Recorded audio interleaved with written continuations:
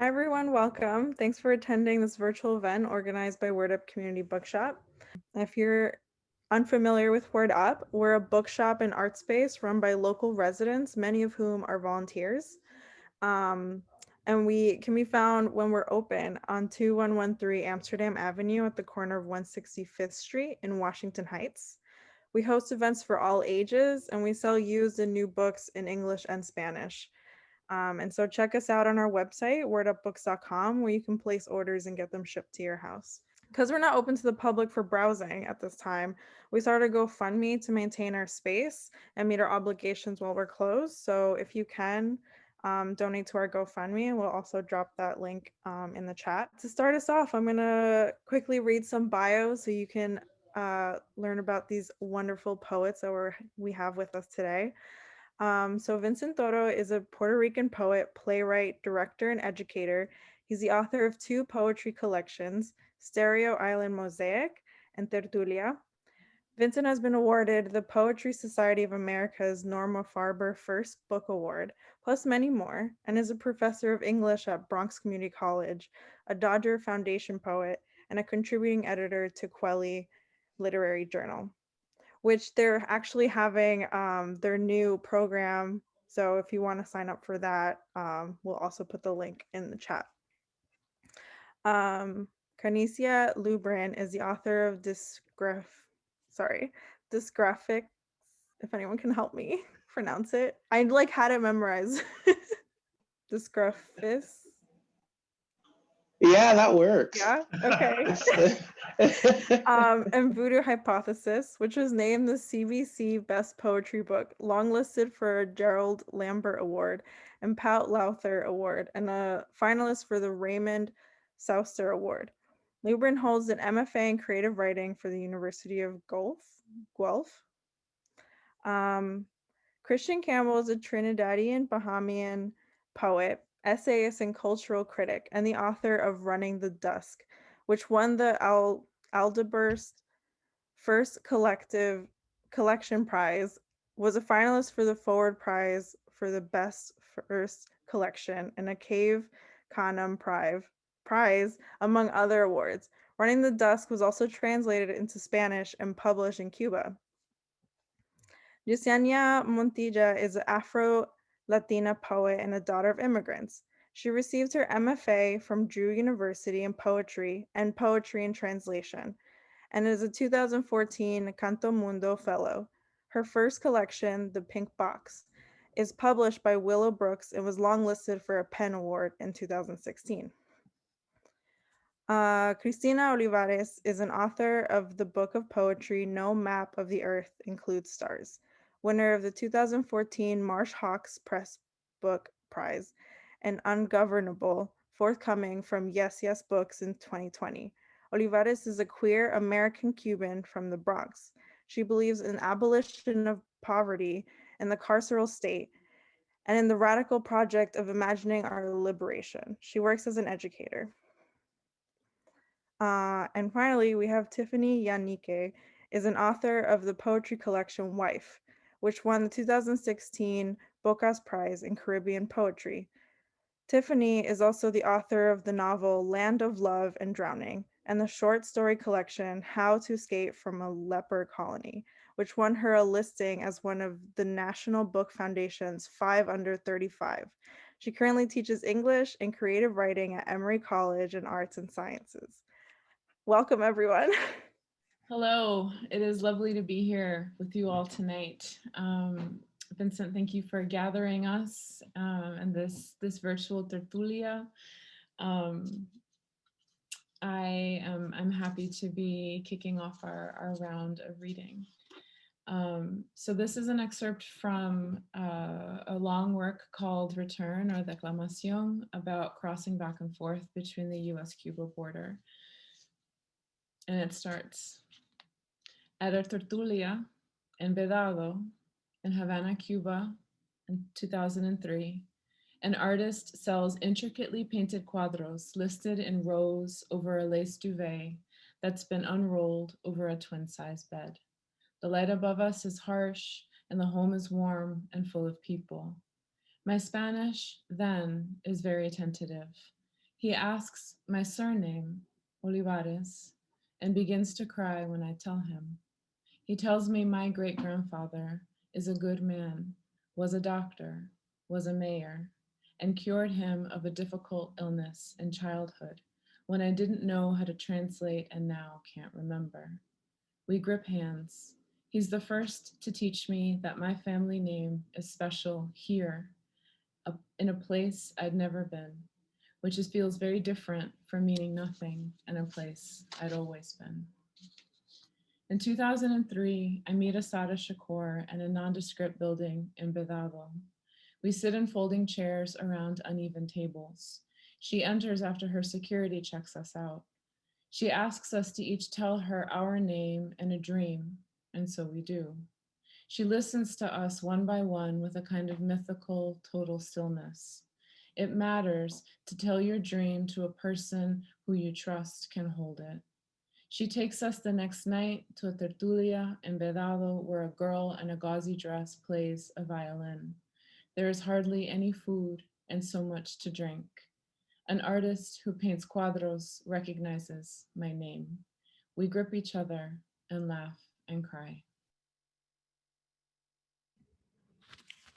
Loved Vincent, loved all my people here and everyone.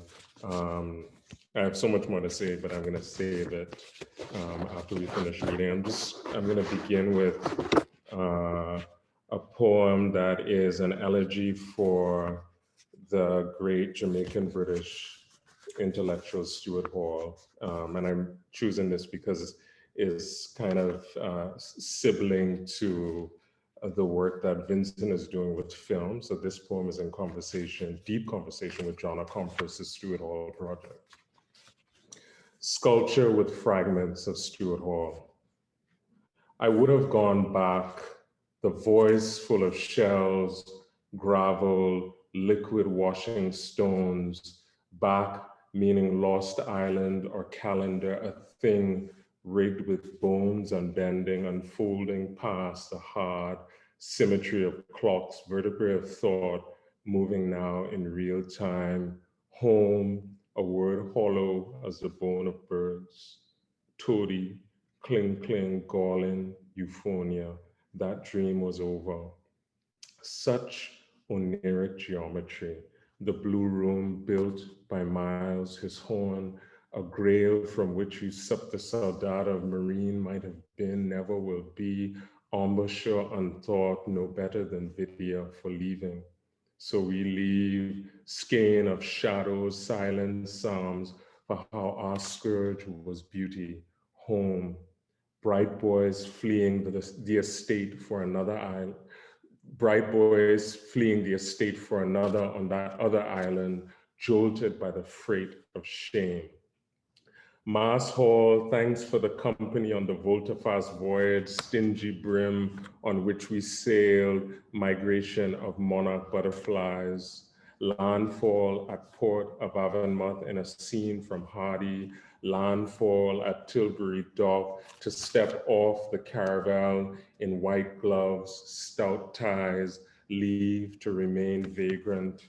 Lonely on Oxonians together, O catch of the boardweed shade, then off to All Souls to cram for mods, toiling in Codrington, we leaf through Thistlewood, and so we are marked. Is it Marx or Douglas with that beard?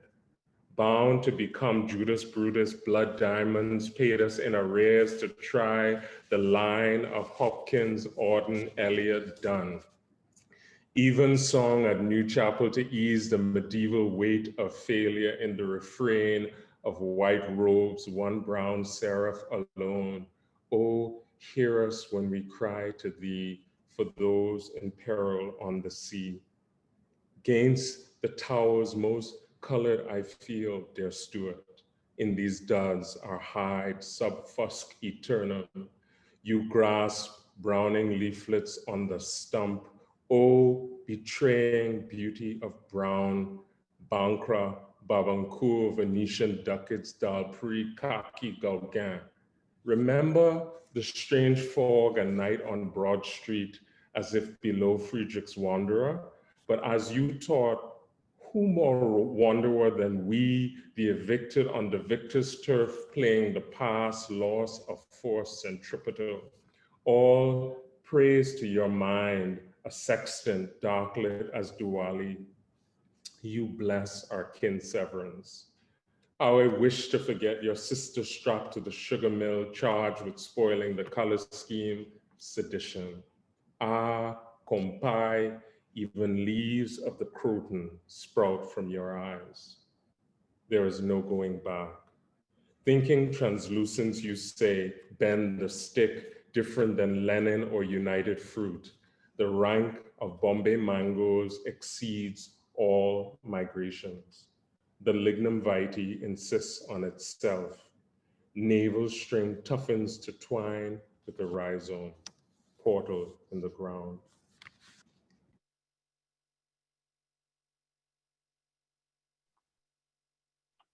Hey everyone, I'm Yesenia Montilla. Vincent, thank you so much for gathering us. Thank you for your book, which is absolutely stunning. I hope everyone out there has purchased it. Thank you for gathering me tonight with my tribe, people who I love deeply and admire so much. And Word Up, they're my neighborhood bookstore, so go on their GoFundMe, give them some money, show them some love. I'm going to start off with a perfect game. To this day, I still remember sitting on my abuelo's lap, watching the Yankees hit, then run, a soft wind rounding the bases, every foot tap to the white pad, gentle as a kiss. How I loved those afternoons, languidly eating jamon sandwiches and drinking root beer. Later, when I knew something about the blue-collar man, my father, who worked with his hands and tumbled into the house exhausted like heat in a rainstorm, I became a Mets fan. Something about their unclean faces, their mustache seemed rough to the touch. They had names like Wally and Dykstra. I was certain I would marry a man just like them. That is until Sammy Sosa came along. With his smile, a reptile that only knew about laying in the sun. His arms were cannons, and his skin burnt cinnamon that glistened in my dreams. Everyone said he was not beautiful. Out in the streets where the men set up shop playing dominoes, I'd hear them say between the yelling of Capicú, como juega, pero feo como el diablo. I knew nothing of my history, of the infighting on an island in which one side swore it was only one thing, pallid, pristine. And I didn't know that Sammy carried this history like a tattoo, that he wished every day to be white. It is a perfect game, this race war. It is everywhere, living in the American bayou as much as the Dominican dirt roads. It makes a man do something to his skin that seems unholy. It makes that same man change eye color like a soft summer dress slipped on slowly.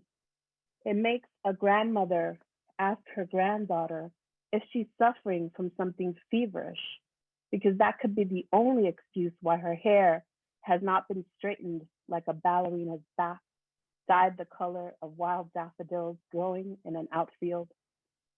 Sammy hit 66 home runs one year, and that was still not enough to make him feel handsome or worthy of that blackness that I believe a gift. Even today, while Black churches burn and Black bodies disappear from one day to the next, same as Old Penny, I think of him often, barely remember what he looked like, but I can recall his hunched shoulders in the dugout, his perfect swing, and how maybe he spit out something Black from his mouth every single. That was so powerful. Thank you, Vincent, it's such a pleasure to be here with these amazing poets. I'm celebrating Tertulia, really excited to read it. And to all of us who have books coming out, excited just to see that happening in this world where it looks like not much is good has been happening. Good stuff is happening. That's really comforting and inspiring. So I have a book of fiction coming out in October. It's called Monster in the Middle. And I wrote it in trying to do what sometimes us poets do, where I wanted to think about fiction as a formulaic thing, where we might sometimes push against ideas of formula, sometimes use ideas of form, sometimes push against form, in ways that poets might use or push against the sonnet, and fiction writers often don't do that. So I wrote each story, each chapter in this novel and stories in a different form. And sometimes I'm actually taking on poetic form. So there's like a sestina in the novel, and a couple of other things that I'm sort of playing with. So I'm gonna actually read to you guys beginning of one of the chapters, and it's written in a direct address and utilizing just sort of lyric energy in it. So this is Monster in the Middle. It's written from, the speaker is a father. Listen, Data, there is no way to know anything for sure, and thank God for that. Thank God for that New Year's Day, 1968. That day, the monster was on my back, but then again, the monster has always been coming for me. I'm a warm-blooded person because of the blood that I come from, island blood. Thank God for that blood and for that island. But sweet Stella, I had never been so cold. The monster was in the air. Maybe the monster was trying to yam me, eat me, but there I was. I was the kind of boy, and I was still a boy, who would come to wear sweaters in the summers of South Carolina, let my mother kiss my forehead that morning, then climb aboard a plane. Nothing with me but a bag, one change of light clothes suitable for the West Indies, a toothbrush and a razor. The last because my mother had heard there would be no one there who knew how to cut my black boy hair, though she hadn't thought about my needing a winter coat. And thank God for that long plane ride where I was too excited to be scared and so watched the sky. And for that long sleepless bus ride where my sudden fear kept me from rest. Thank God for this St. Thomas boy in a bus, me not sleeping, but looking out of the window as it became winter before my eyes. Cold monster. Did I clarify that it was New Year's Day? That the kiss was my mother's last? She was dying of cancer. You know that part already. Breast, though no one but me and a doctor over in Puerto Rico knew. I wasn't allowed to tell a soul because sickness of the breast or the uterus or any part of the body we call private, the parts we use to love, to make life, sickness in those parts was a shameful thing. And so I boarded that plane and climbed aboard that bus, maybe heading to my own death, not sure, but feeling also that I'd likely never see my mother again, but still, thank God for the burn in my mother's breast before I left. Thank God for her kiss goodbye that let me know it was indeed goodbye. I could tell you more about my mother, your grandmother, I should, for even she is the monster and her mother too. I just want to explain how this goes. It's a journey, but you're not alone in it, my love. None of us is. You feel alone, but also you take the journey because you don't want the loneliness. Maybe people go off to war because they want to be left alone, but left alone and lonely, different things those. Me, I didn't want either, baby. Just don't be confused by my life or all these lives. It is easy really to understand. See, these lives are yours. Have I made it clear that I am so thankful?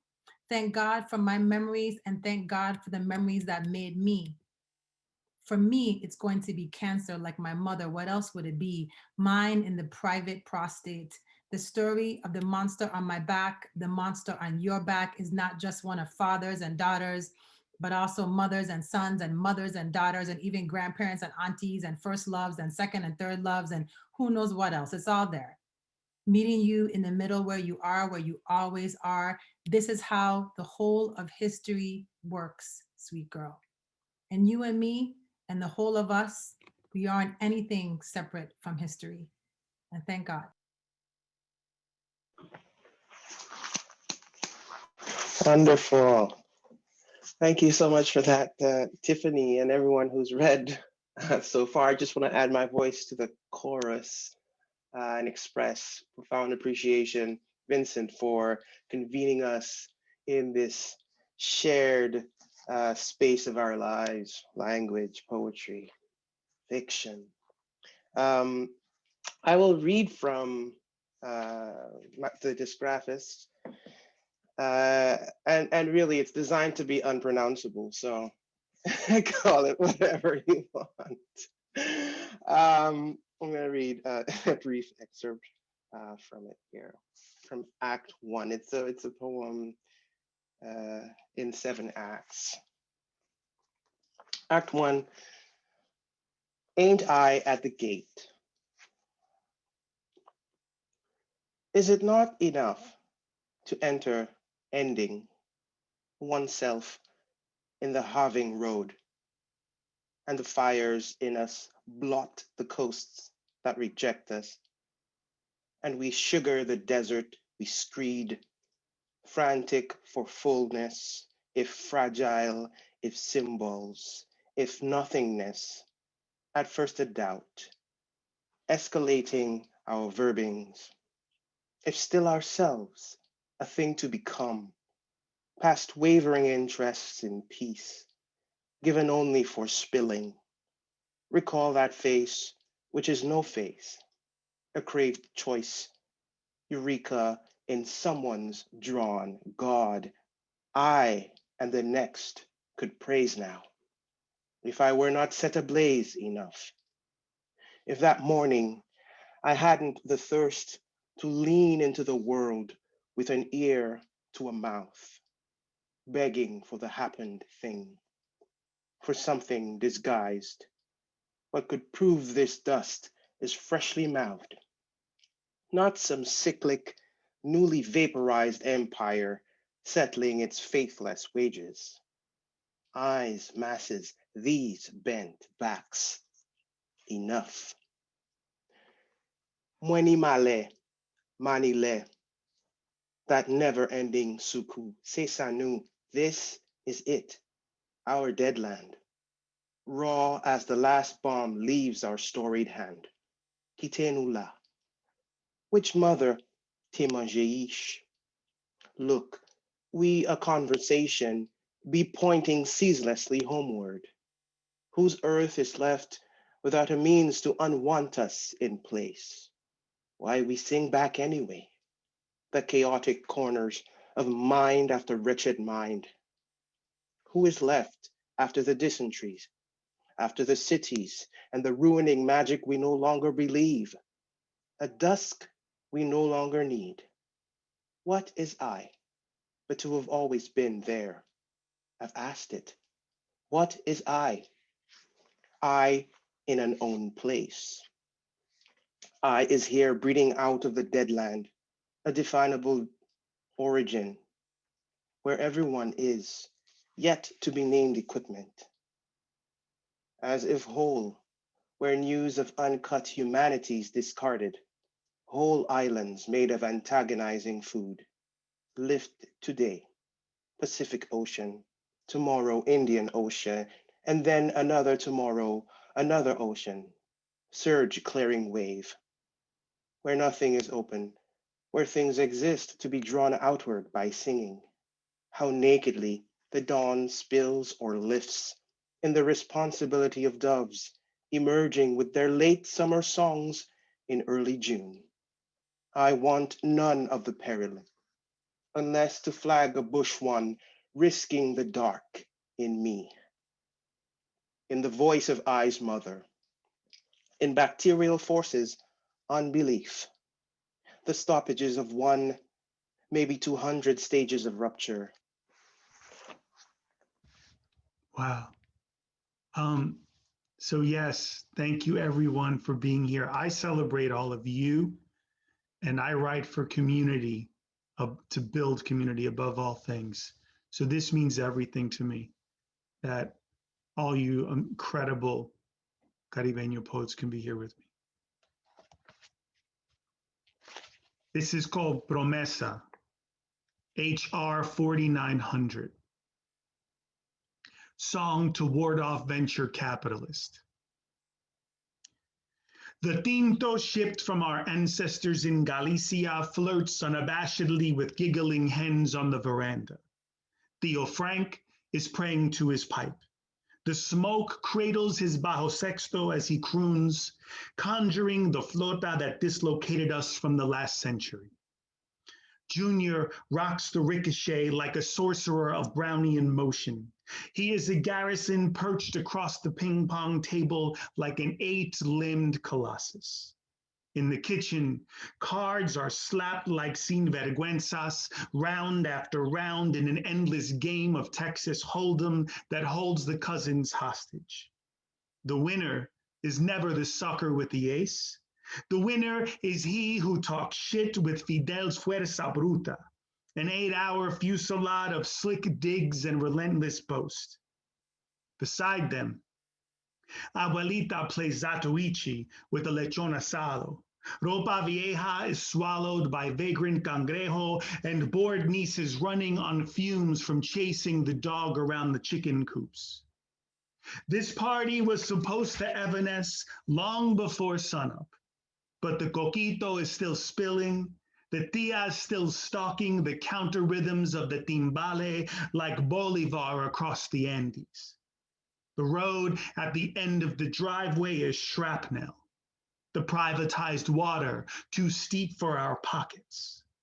But we got tariffs on this tanned euphoria so that no vulture funds can raid and strip the assets from our digames, our chachos, our oyes, our claros, our dales, our manos, our oites, our carajos, our negritos, our vallas, our banditos, our pa que tú lo sé. The comments are like, go off. This is for you, Vincent. Teaching the map. When I showed the boys a map of the world, I knew it was a bad way to teach them the lesson. The map does not demonstrate well the bigness of the world, only that Georgia is orange and the sea is a uniform shade of blue. None of us have ever been to Georgia. Why is Asia cut in half? A child asks. Why do they call me African? Says another. Why don't the islands get drowned by the sea? Asks a third. And a fourth. Where'd all the names come from? Reduced, a map is a reduction. We are an unchecked species. We destroy the planet with maps. What's a border? One asks, while another furtively gazes at his crush sitting beside him, elbows touching unconsciously, pencils scattered around them like lost boats.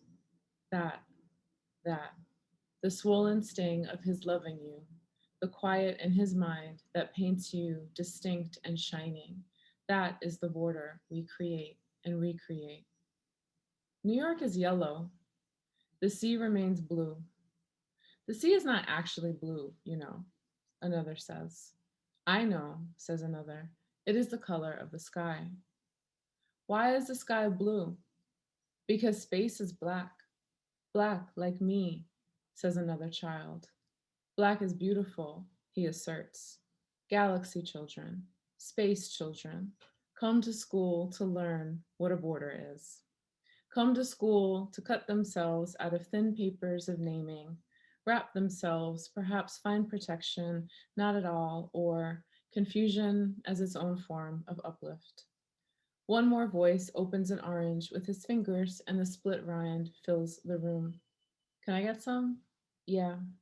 He divides precisely, thin fingers. For once, there's enough. We go back to the map. It doesn't make sense about space, another child says. Why, if space is black, is the sky blue? Is the sky even real? I'm just gonna pause right here and be like, this is an actual conversation that happened in an 8th grade classroom. What makes a sky blue? Another voice, land has borders, but do sky and sea have borders? Does blue mean borderless? Others shake their heads, no, while one says, what if we lived without borders? No, we can't do that, says another. There would be too much fighting. But maybe if nobody knew who to fight, we'd be forced to get along. I like knowing where I belong, says another. I belong in my home. I belong with who I love and with who loves me. Another, the whole world will not love you. Another, haters gonna hate. The Gulf of Mexico sits bright and divided. I think about the dead buried beneath, ghosts wandering plains, etched into the ridges and valleys and the oblivious blue of sea. No map of the earth includes stars. This seems like an oversight. I am too quiet.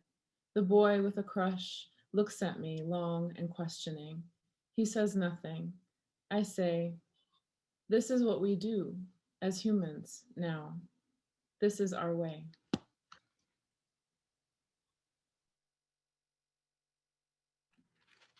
Give thanks, Christina. Gorgeous, gorgeous, gorgeous. Yeah. Yeah. Just in it and living in. So Vincent, our short time of knowing each other on the internet, because you're the only one of this massive that I actually don't know, truly.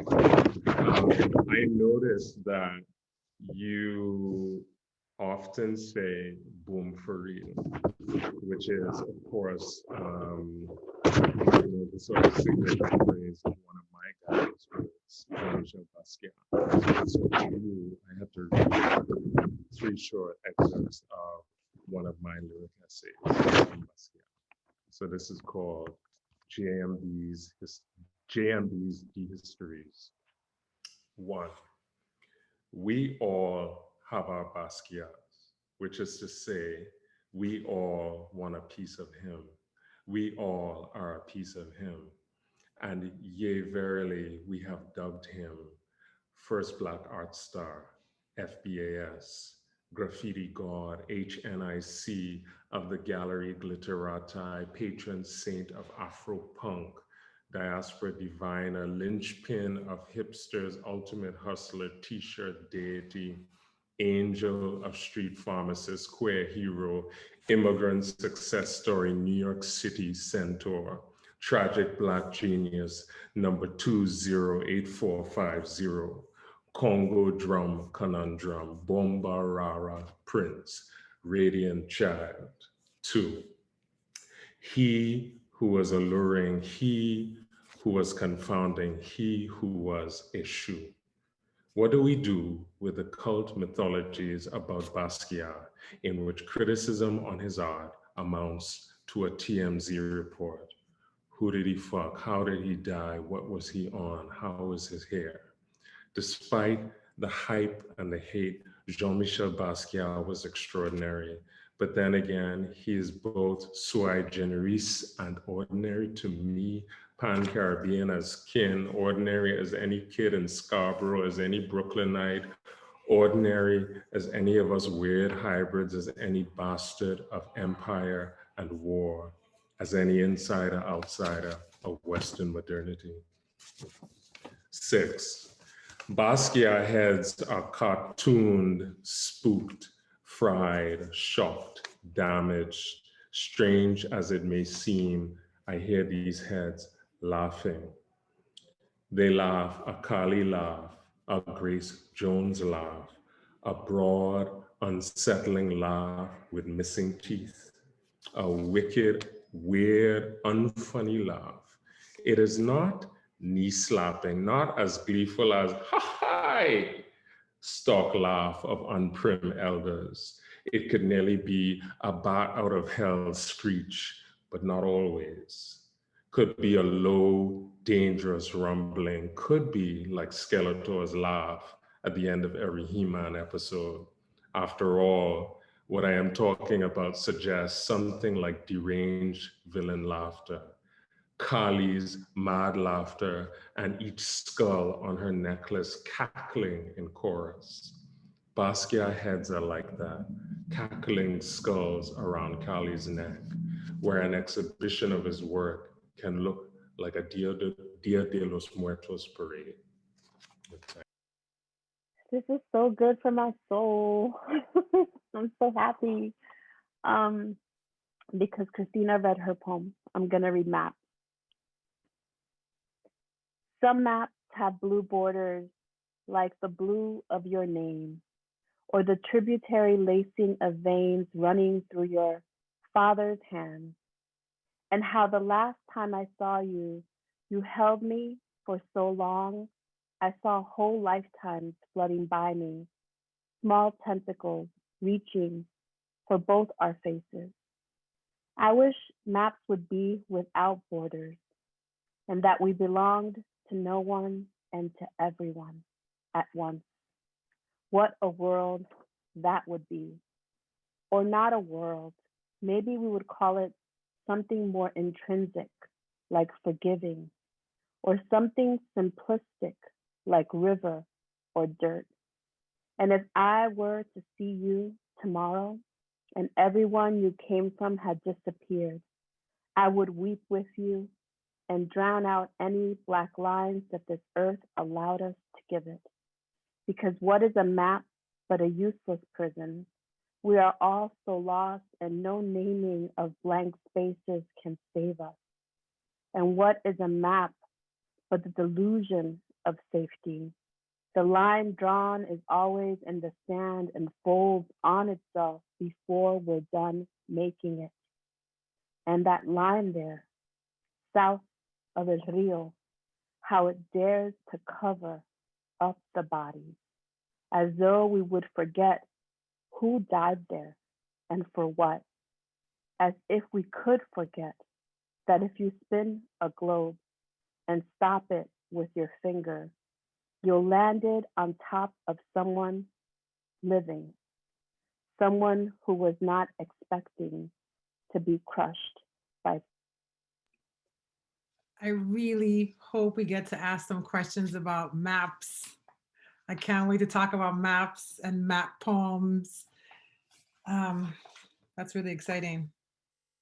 This is African Animal, and it's from my poetry collection, Wife. The tradition is that as the son grows older, he is driven out. He keeps to the corners of the community, but the women refuse him their shelter or care. He does not understand what mama understands, that he will turn bull, will attack the babies and justify it. He is just a child himself now. He trails the women, longing for them, until one morning they are simply not there. And he searches, perhaps they are hiding, perhaps they are dead. But no, they are only just gone from him. This dismissal is the solution, or it is the sickness. He eats alone, he builds himself a home, he waits for the woman to come, with great hope he waits. When one arrives, he welcomes her with dance, a meal, but she wants a new home, one for lovemaking. He builds it for her. He uses his imagination. He spends his worth. He honors her.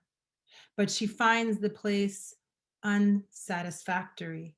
He builds another and another until she relents, accepts. When she is with child, he becomes nostalgic for his own childhood. He remembers his mother and his sisters. Of course, his bride does not stay.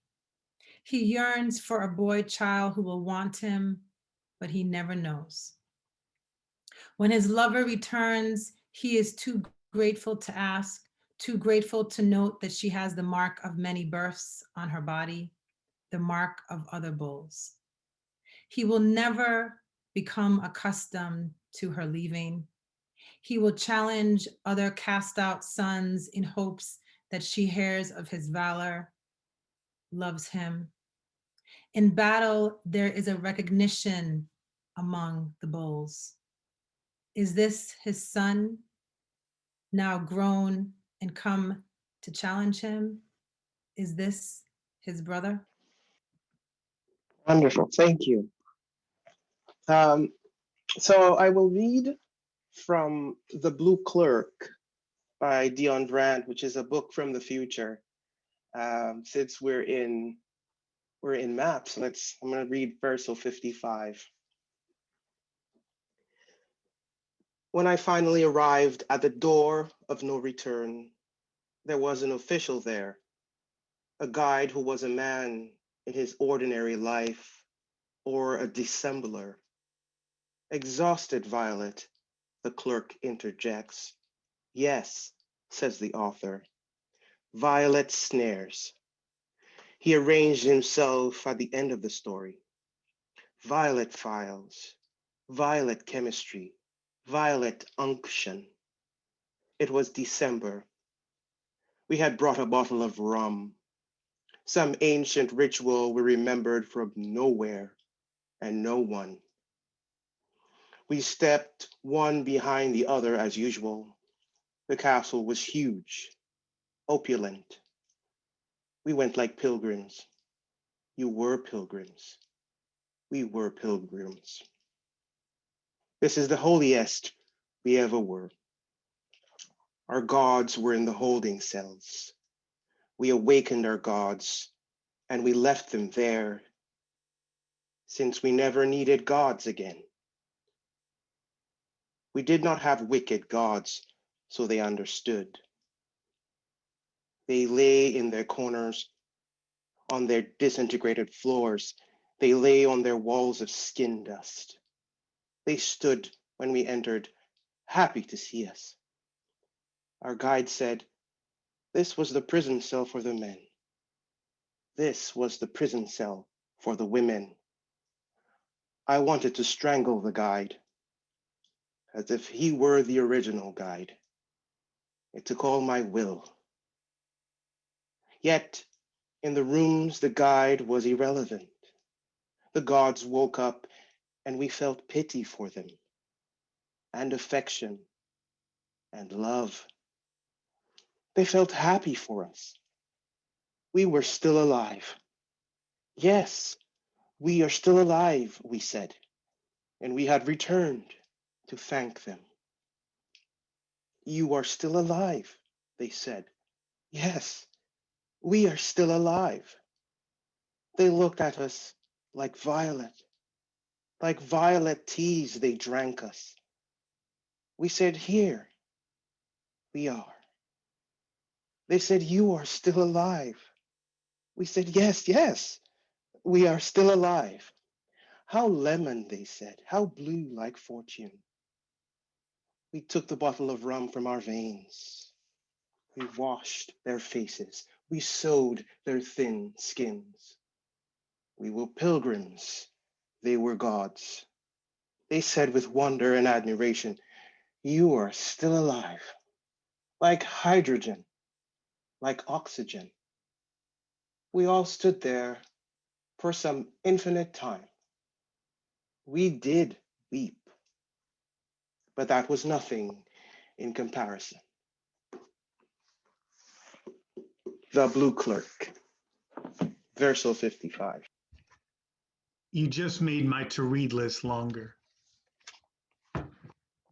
Thank you. Glad for that. Yeah. I think this is a map poem. Not sure. This is Anthropomorphic Study of the Antilles.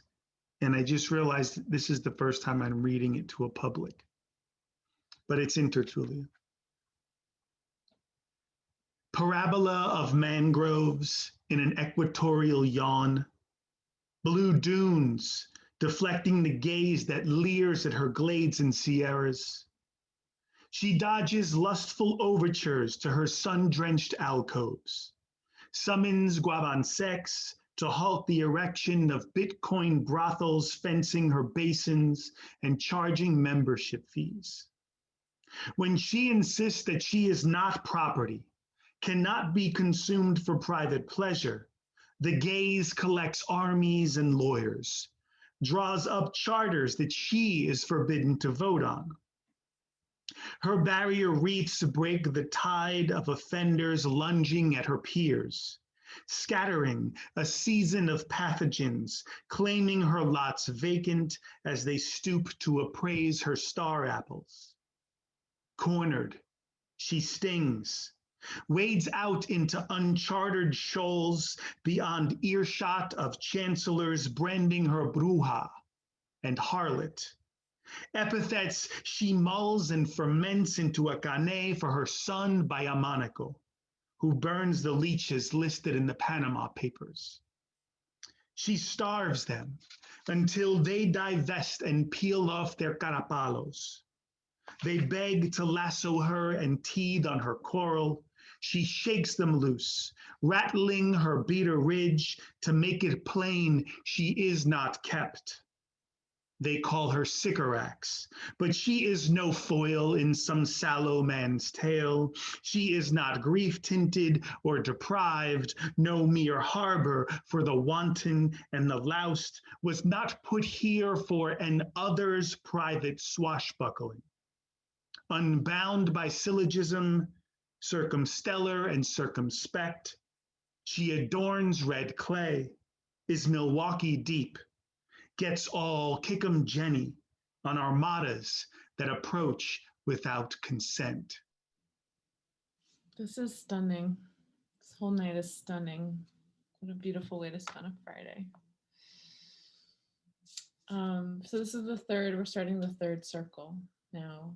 And Vincent has said that if we would like to bring in another writer who is of a Caribbean origin different from our own, we are invited to do so. And so I'm going to read something extremely short by the poet M. Norbise Philip, who was born in Tobago and lives in Canada. And this is an excerpt from her work, Discourse on the Logic of Language. I'm going to read it twice. And English is my mother tongue, is my father tongue, is a foreign language, languish, anguish. And English is my mother tongue, is my father tongue, is a foreign language, languish, anguish. Wow, thank you. Thank you for bringing Norbise and Dion into the Tertulia, the circle. I actually have, I have the poet that I'm going to talk about, but you know, being in this kind of community sort of gives me the courage to share some new shit. And I just want to see if I could briefly share screen with you to share the image first. Can you see that? So this is an image of Toussaint Louverture by the Haitian painter Louis Hugo, painted in 1877. And this is the earliest known portrait of Toussaint by a Haitian painter. So I just want to share that. Okay, so this is called Louverture. I was born with a caul, fait à coiffe, blind with sight, one eye seeking, the other ravening, Irish gyre bolt in absence, something pulsing in my name, we go, veiled name, flung from the French, offspring of Ricard, Norman drawn of Richard, meaning powerful leader, a joke from the gods.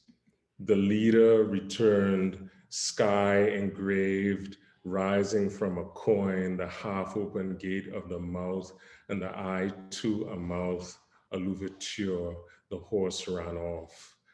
I sighted the man bareheaded, without arms, manners to re-enter this call, vellum of canvas, nan pays sans chapeau. Nights aching into dawn, I tried to catch the hero's thousand faces, but what could I see? Inlet, fine-boned, boy-eyed, he was astonished. What was it? in the faint terror of memory, the heart changing. His children's laughter was a song, leaving his eyes. Even the thought of goyave and then goyave, or a color quicker than thinking, a ripening throughout. It was wonder we, petit matin, how blue was difficult and possible. Here, what cannot be taken, what cannot be slain. To be astonished, revenant was a swift stillness, was a blazed blackness as he astonished the sky of my study, petit matin, second sea forming over sea, silhouette of a shimmering instant as when the body leaves an impression in water only to vanish the moment it is made. To be astonished, to sight, I try for the eyes first, then the hair graying, carapacities of the mind, the flickering energies of secrets and touch, a mask, a face, pentimenti of the whole isle, not the jutting simian jaw, toothless, dumb, accidental god, Hanuman gulping the sun, the land bloodless, bloodlust, blood fleur, blood sight, blood frank, blood rank. General, I want to know what to do with my eyes. To be astonished, begin, new as foam, the music of greenery, if not a leaf, if not an ambush of space, each decade reeked of burning cane, indefinite from your dreamery, petit matin, mind a mapu leaf over fields of bones and bagasse, hair, not hair, lizard on a leaf, tout moon, c'est moon, and all lizards, all leaves. I pray and paint for the grace to be new. Oh, for the morning, paint being anything that can hold up the light. We are still alive. I'm going to read a brief meditation on breath. I have diver's lungs from holding my breath for so long. I promise you, I'm not trying to break a record. Sometimes I just forget to exhale. My shoulders held tightly near my neck. I am a ball of tense living, a tumbleweed with steel-toed boots. I can't remember the last time I felt light as dandelion. I can't remember the last time I took the sweetness in and my diaphragm expanded into song. They tell me breathing is everything, meaning if I breathe right, I can live to be ancient. I'll grow a soft furry tail or be telekinetic, something powerful enough to heal the world. I swear, I thought the last time I think of death and breath was that balmy day in July when the cops became a raging fire and sucked the breath out of Garner. But yesterday, I walked 38 blocks to my father's house with a mask over my nose and mouth, the sweat dripping off my chin, only to get caught in fabric and pool up like rain. And I inhaled small spurts of me, little particles of my DNA. I took into my body my own self and thought I'd die from so much exposure to my own bereavement. They're saying this virus takes your breath away, not like a mother's love or like a good kiss from your lover's soft mouth, but like the police. It can kill you fast or slow, dealer's choice, a pallbearer carrying your body without a casket. They say it is so contagious, it could be quite breathtaking, so persistent, it might as well be breathing down your neck.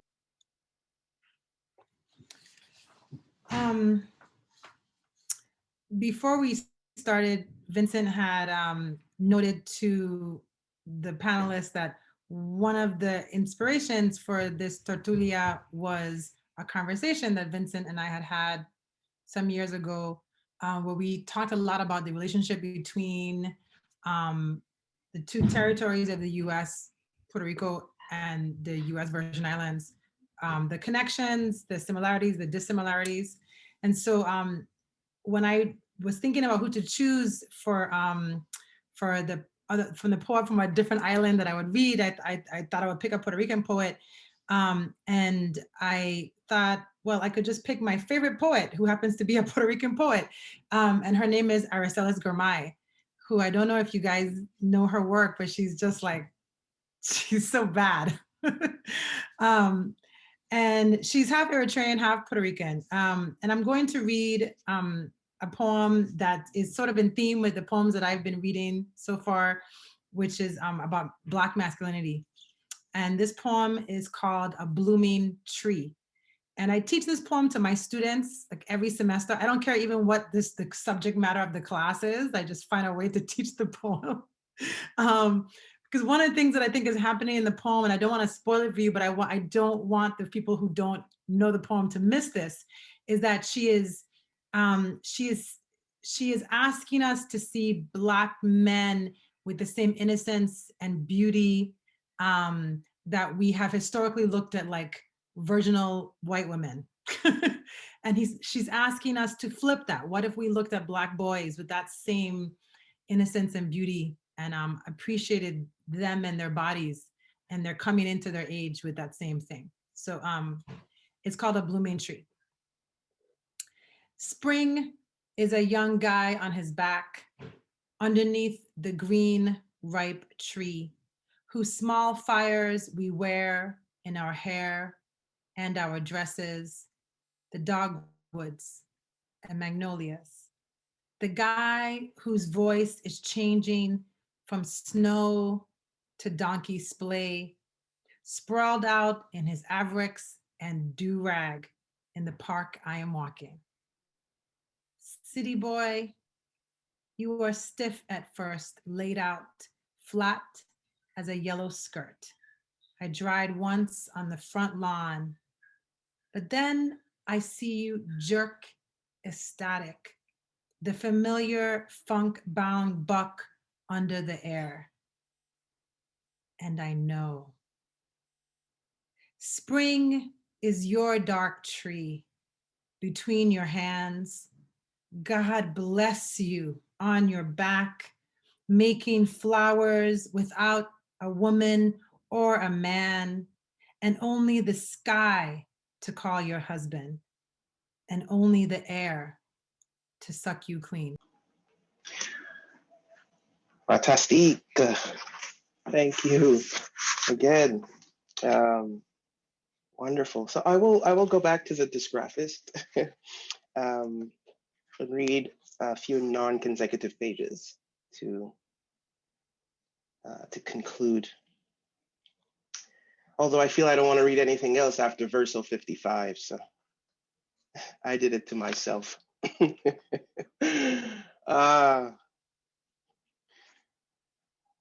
Calling I to walk out of the sea, all of the world hears the surf supply applause, hears Jejun swimming in, Jejun outlawed in the notes of 50 generations, far from that door of even more unopenings.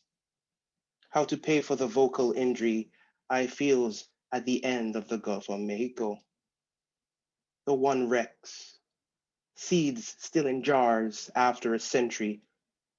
How the sea hacks the compass still.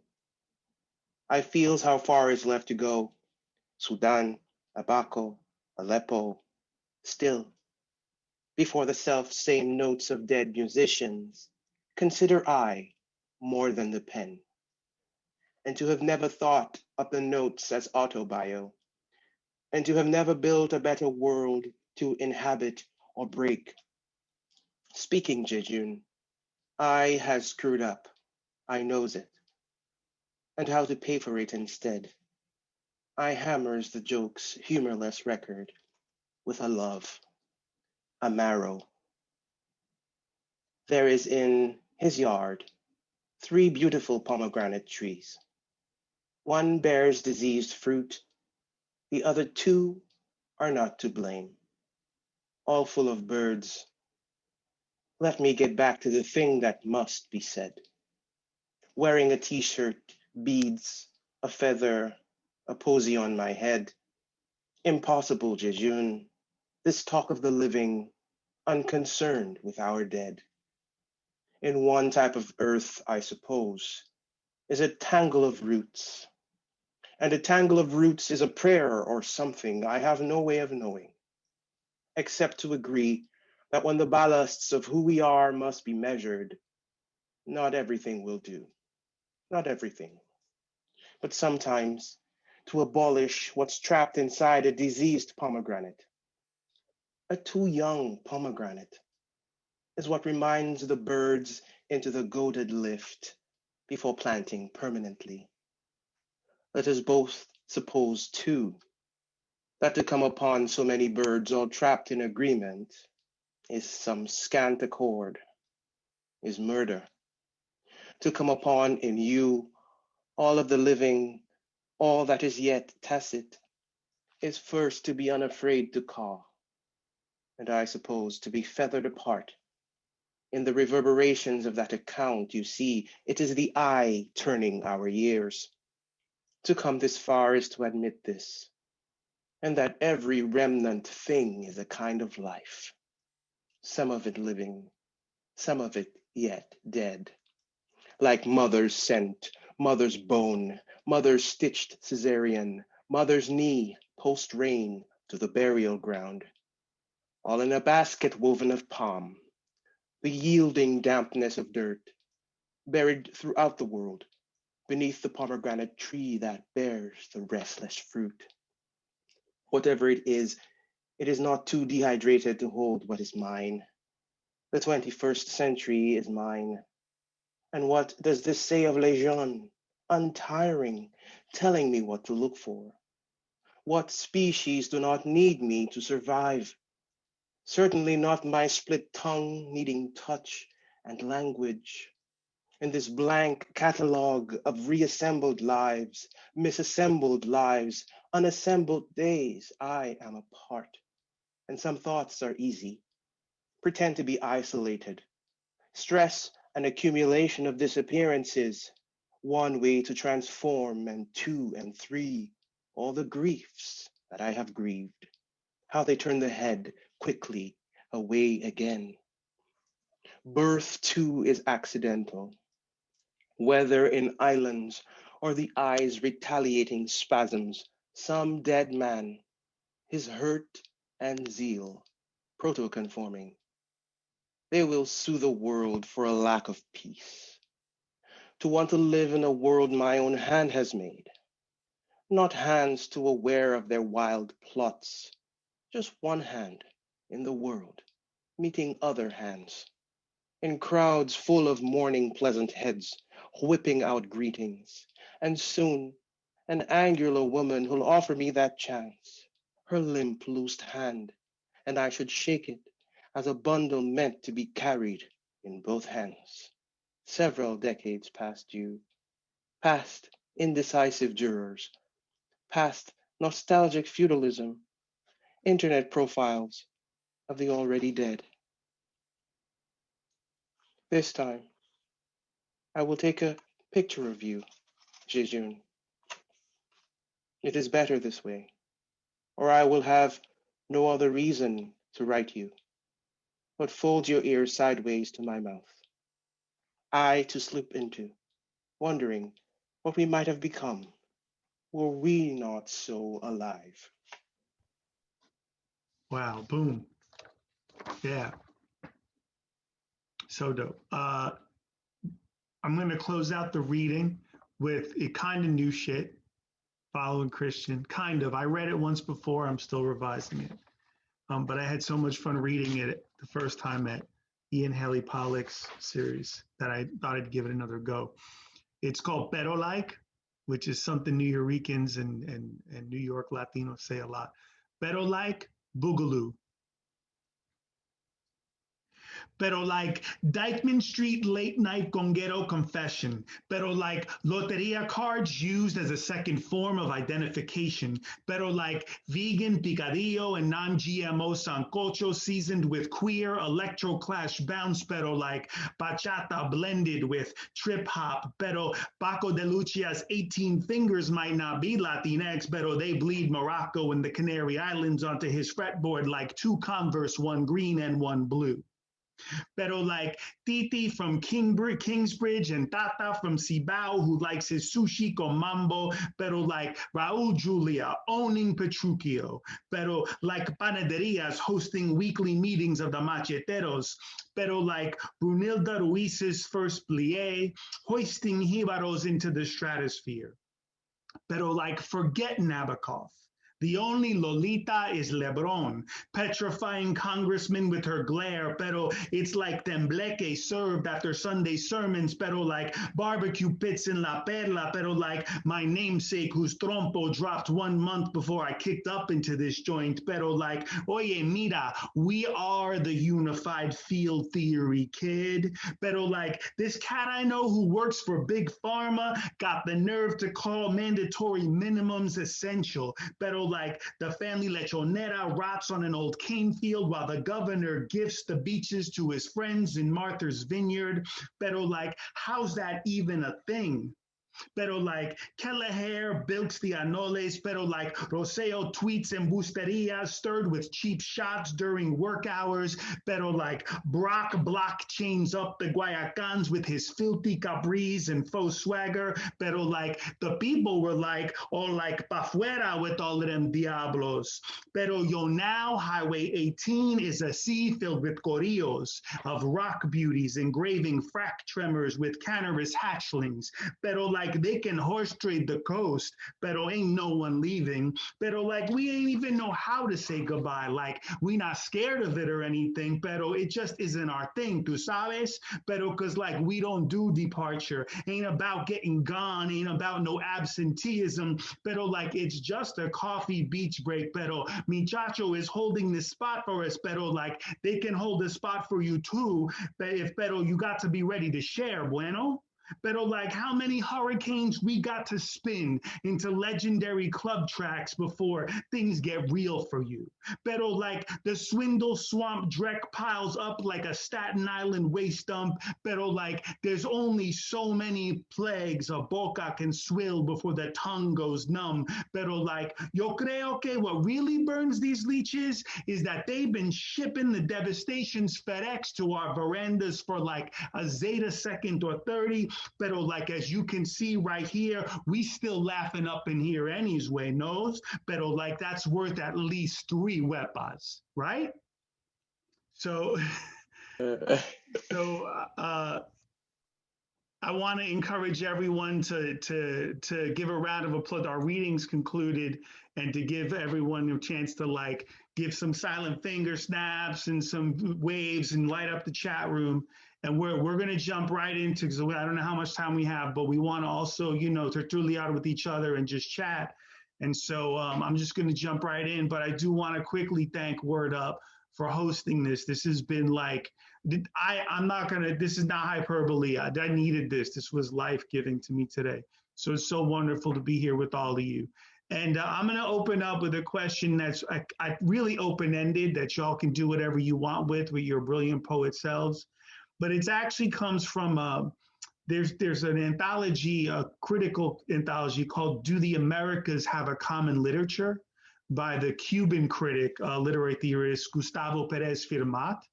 And so I want to kind of take that title and flip it for our context and ask you all to start the conversation. Does the Caribbean archipelago have a common literature? Respond as you want. I think we can leave our mics on the chat too. So does the Caribbean have a common literature? I mean, I think we are the original environmental literature people. You know, I think that we are always and have always been thinking about space and the importance of like how people move in space. We've always been thinking about our relationship to the sea, to the Atlantic. we've always been thinking about borders and boundaries. I mean, I just think that's always what our literature has been about, has been environmental literature. So, I mean, when I think about my peers, my fellow professors who teach environmental literature, I feel like if they don't have Caribbean books in their classes, I don't know what the fuck they're doing, because I just think that's always what we seem to be up to in some capacity. So I would say that that's our, at least that's part of our language, as part of our grammar, perhaps, is like thinking through our relationship to space, which is back to the map poems, right? Which I really want to talk about. If there's no responses to my question, y'all can ask other questions. We keep it loose now. That was just kind of a question to just kick things off. Well, let me ask my question then, which is about map poems. And this is something that I've talked to a lot of Caribbean poets about. Christian and I have had mad conversations about this kind of stuff. Just like thinking through, like, what is a map poem? Why are we writing map poems? I know Christian and I have talked a lot about the idea that map poems might be a Caribbean poetic form. And just, you know, I have, like I said before we got live, that I have like 29 children. It was 27. It became 29 in the past hour. And so I'm not always up on what's happening on you know, on the web, or like what the new shit that's out. So I don't know if there's been multiple conversations about mapping since I last checked in. But I'm just curious to know what you guys are thinking about. Like, what is the map poem? What is it for? What is its form? Is it particularly Caribbean? Just like, what can we say about it? Those of you who wrote it, but also those of us who just know it to be a form. Like, what are your thoughts? I can start off. I don't know if it's particularly a Caribbean thing. I think it is something that a lot of folks that come from colonized places and are colonized and have colonized bodies think about, because that's what mapping is, right? And so to fight, I think for me anyway, to fight against colonization and that history, and to fight against these borders that are given to all of us, really, in all facets of our life, not just like physical borders, but just like career borders, like all the borders. Writing map poems allows me to like break through and almost like have a radical imagining of what it would be like if there weren't any, if we just were able to roam in all aspects, and if colonization hadn't been a thing. So that's what I'm always questioning, and specifically with that poem. I mean, it was written for Marcelo Hernandez Castillo, who is a Mexican poet, and it really had to do a lot with immigration, but also had to do a lot with the colonized body, I think. I mean, I guess You're muted. Okay. Sorry, go ahead. Go, Christina. Oh, I guess I've been thinking about both of these questions together, and just I don't have much that's profound to say right now. I don't know where my thoughts are. They're in there somewhere. But I am gonna say that it feels relieving always to be in a space where Caribbeanness is articulated as like actually what it is, which is a geographic region with all of us in it. Because I think there's a lot of investment in a division of the discourse or a division of the literatures. And it's something that just feels irresponsible. It feels irresponsible to me, and it also feels like a border imposition that is racialized in a U.S. way, kind of as we conceive of each other. And so, I mean, I also like as a teacher who I taught, the poem I read was about teaching 8th grade boys at an all boys school, and I work at a high school now, and I worked in literature, and I like fought a lot with people about the canon and like the utility of like teaching the canon, and it feels so arbitrary to me. And so I think I'm coming to a point where I feel like any literature of an area or people has to be a dynamic literature. It has to be. There can't be like in and out. I don't feel like core texts feel like nonsense to me. Like it's all relational in a way. It's relational between the person reading and the text itself. It's relational between the folks who are literally in the room together. Like we right now, we are Caribbean literature, like for all intents and purposes right now. That's what we are. That's the function we're serving right now. And it's a dynamic and sort of intertextual process. But that's what I got for right now. And I don't know about maps. I just know that I can't defend what a nation is. I can't defend a nation, especially if nations are empires. I can't defend them. I can't defend my place in it. I don't know how to exist as an American. I don't know. I haven't figured that out. I don't know how to do it responsibly. It feels impossible to do this responsibly. And so I'm obsessed a little bit with the idea of borders and nations and map making and the mythologies that sort of exist to perpetuate all of it.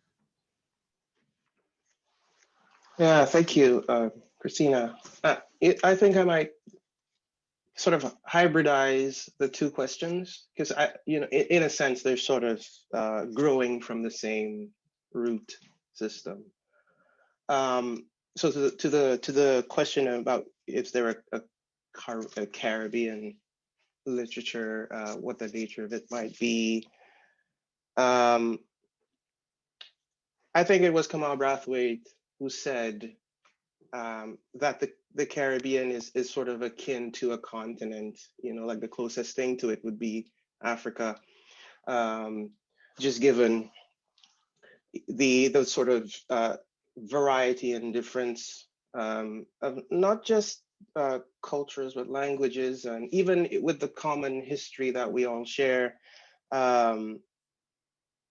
Certainly the site, and I think this is again Brathwaite, that the site of the catastrophe of modernism is in fact the Caribbean, where you have the plantation basically launching us into what can really be thought of as modernity in the modern world, and how all of that is located in certain ways of thinking and ways of doing.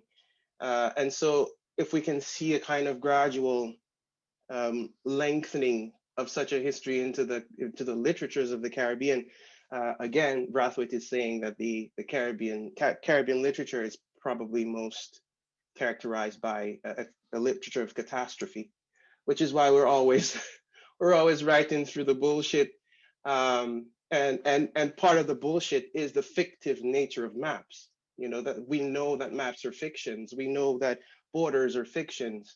And so we always end up troubling the certitude of these concepts in some way, shape, or form, whether it's at the nexus of environmentalism and the human, or the non-human, and whatever. There is, I think, a certain appreciation in Caribbean literature of seeing the world in its fractures, and certainly something like a map, although it gives us borders that can resemble fractures, because of the fictional authority that maps enable, certainly things like the nation state, etc. We're always imagining beyond the catastrophe, and so we're always angled toward the future. There's a certain futurity we're going after. So really, if you're looking at literatures of the Caribbean, that by its very engagement with these things must see the whole world. Truly, you have to see the world. If you start in the Caribbean, you see all of it.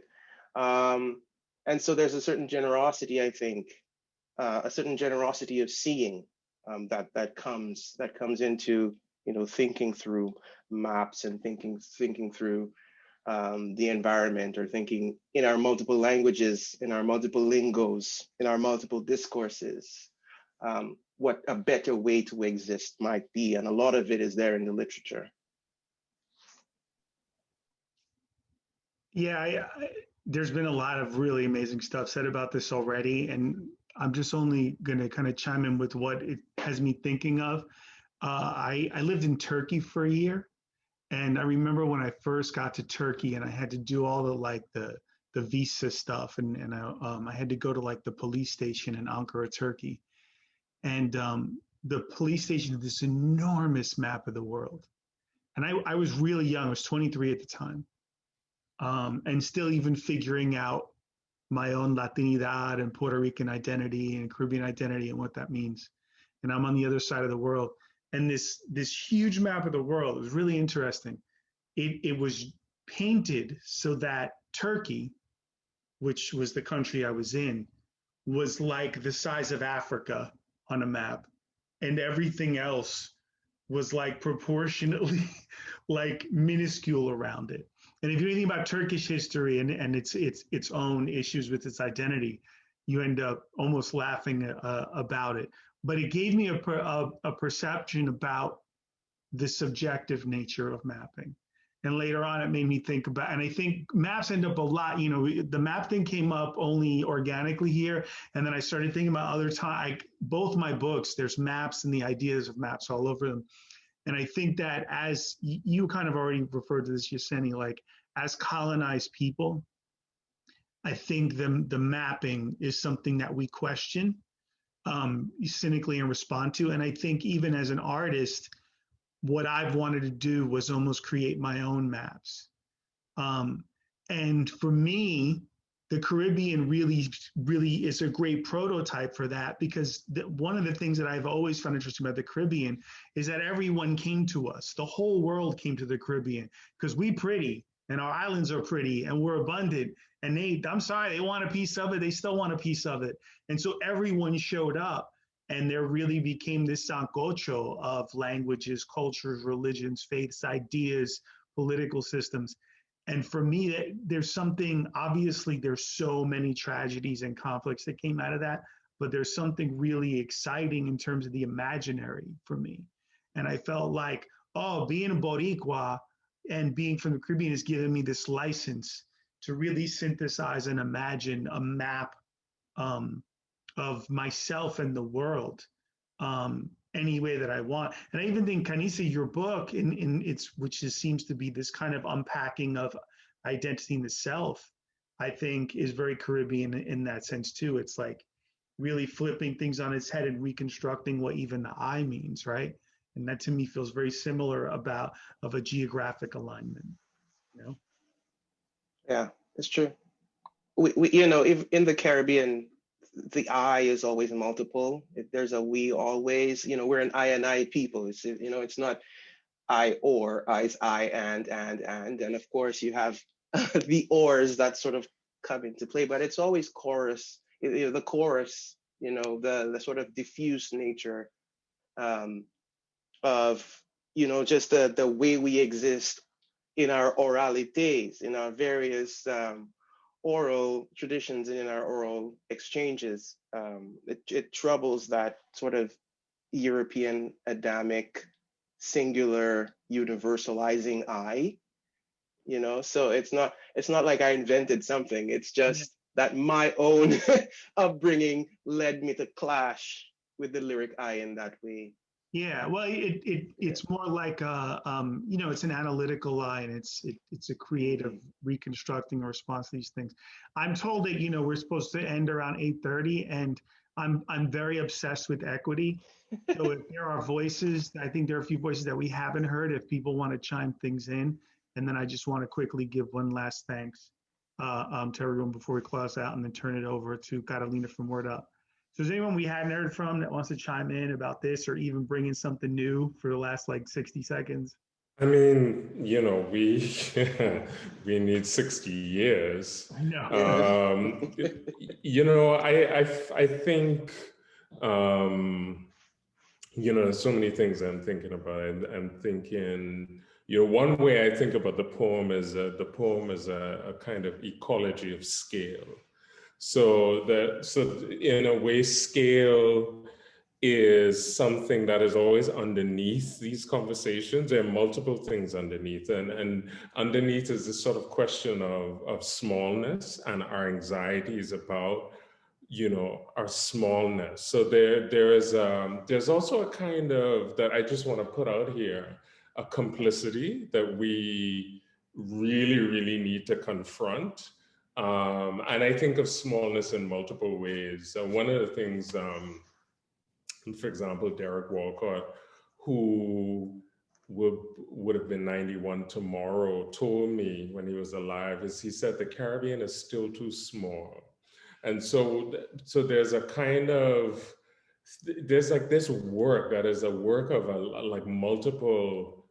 our multiple lifetimes of even sort of figuring out how to see ourselves on our own terms and how to do the kind of work of translation and the work of deconstruction that is a Caribbean work to grapple with the complexities of us. That is not kind of like doing the thing that happens now. And I mean that in a sort of actual pragmatic way, where I think in the region, everybody you think that the internet democratizes things and would bring us closer together, but I see so much looking at sort of US media, then looking back at ourselves. That's a huge problem.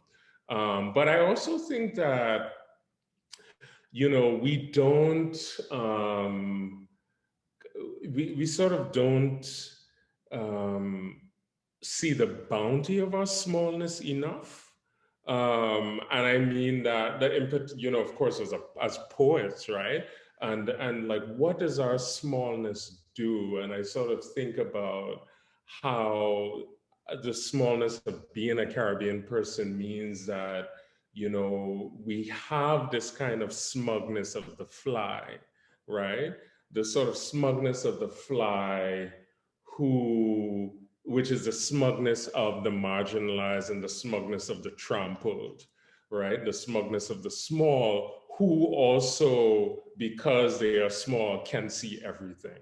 And that's one way I sort of think about, what we have, that we're still trying to figure that out. I'm still trying to figure it out. And I think we are trying to figure that out at the same time, because in part, like what, listen to what Christina says is that, that we are, and even the question, like the question of like, do we have a Caribbean literature, is like, yes, but like the resonance of the question is not really the question, but the fact that we are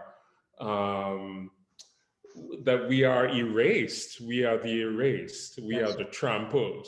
We are the marginalized. We are the flies of the world in a way, right? And trying, like, what does that mean? How do we think about that? You just caught the trick in my question, Christian, because that's kind of what I was feeding. Because I think even the anthologies of the Americas have a common literature. It's a really wonderful anthology, and it's more about the Northern Hemisphere, Southern Hemisphere connection and the way the U.S. erases Latin America.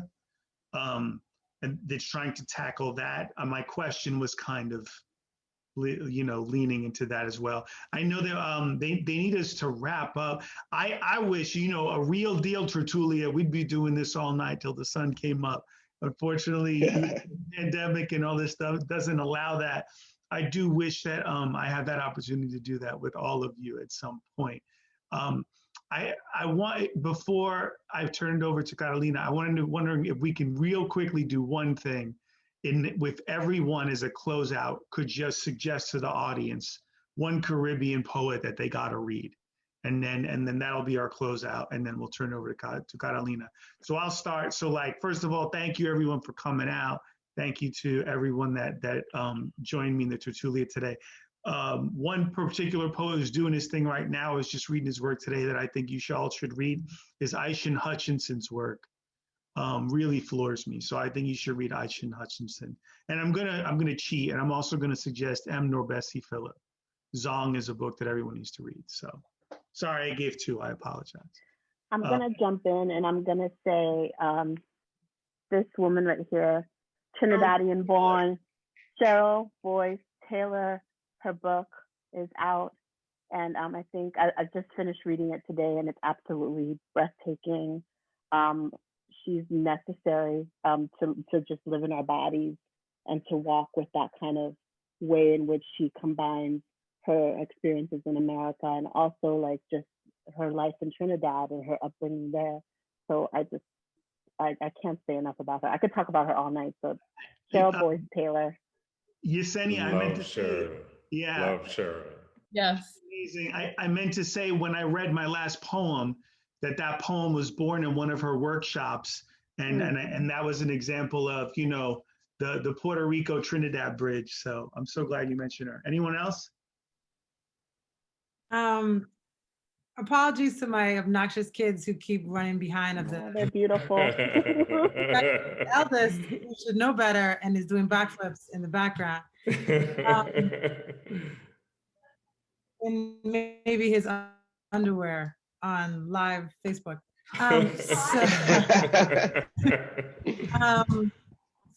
The poet I would like to hold up is Nicole Seeley, who former director of Cave Canem, a Virgin Islander like myself, St. Thomian, like esoteric, strange, brilliant, really profound, inventing new forms, incredible poet, and really also vital person, Nicole Seeley. Wonderful. If I could jump in, thank you to all of you. The poet that I want to bring in is actually someone who is not like those names we, you know, I think know them in terms of being in a certain kind of conversation in North America, but I want to bring in a poet who I don't think enough people know in a sort of US or North American poetry context. And we just lost him, and that is Norberto James Rawlings. So I'm just putting in the chat for everybody that when he was alive, he was known as like, you know, kind of the most important living Dominican poet. He's a poet from the Dominican Republic, but I mean, in terms of also kind of undoing these ideas about the divisions between different parts of the Caribbean, you know, like many of us, he's multiple. He was born in the Dominican Republic to a Jamaican father and had sort of multiple kinds of heritages from different parts of the Caribbean, as it happens in our complex migrations that we do not recognize at all and enough. And in particular, what I put into the chat is his most famous poem, which is Los Inmigrantes, the immigrants, right?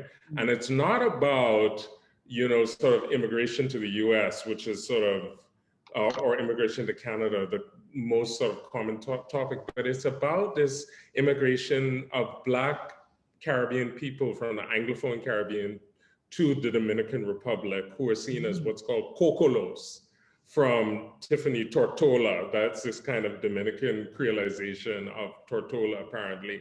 But what I love and what's powerful about his work is how, you know, sort of how he undoes anti-Blackness in the Dominican Republic from within. I think he's just so important to read, and also because he wrote primarily in Spanish. He just passed away this month, and I just want to celebrate him, you know, offer deep sympathies to his wife, Beth Wellington, his children, and celebrate him. I knew him. I had the blessing of knowing him as well. So Norberto James Rawlings. Thank you, Christian. Canisia, Christina, any suggestions before we close out? I brought Dion Brandon to the room. I'll leave her there. Yeah. Yeah, incredible. Just a quick shout out to a young poet, Gabriel Ramirez, who is a New Yorker, Dominican poet, Afro-Latinx poet, who has just created some very stunning and very beautiful work that he as a person moves me, and I am excited to see how his work continues to develop. All right. Okay, so Canisia, Christian, Christina, Tiphanie, Yesenia, thank you for this gift. It's been wonderful to spend this time with you. Thank you to Word Up Books. Thank you to everyone that logged on and hung out with us the last hour and a half. It was really a blessing. And yeah, thank you, everyone. I turn it over to Catalina and Word Up. Yeah, thank you. Gracias. Like, this was amazing. I mean, if we ever want to have a part 2, if you guys want to continue this discussion, we're very open to having another event. And yeah, thank you everyone who stopped by. This was recorded, so if anyone wants to come back and rewatch it, we'll post it on our YouTube page.